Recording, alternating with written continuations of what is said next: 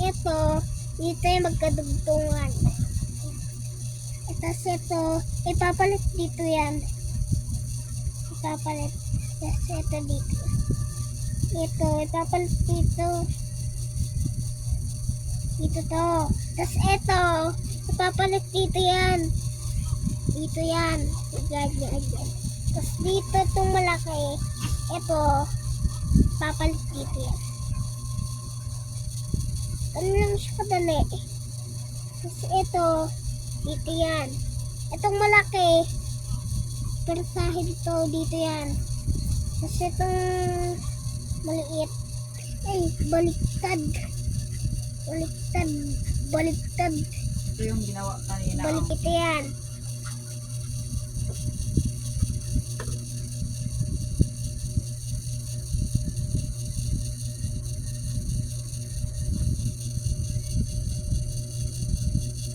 Kung pinupursahin,